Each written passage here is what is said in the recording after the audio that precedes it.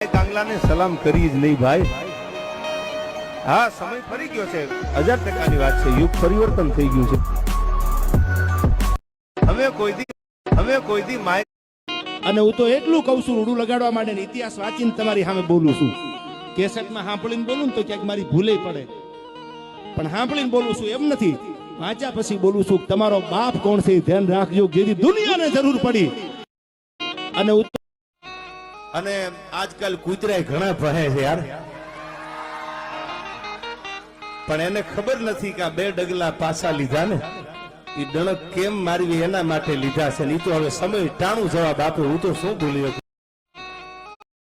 થોડોક ટાઈમ અંદર ગયો તા તો ચકલાય બાજ બનવા માંડ્યા. તમારી ભલી થાય, તમારી ચકલા કોઈ દી બાજ ન બની શકે યાર.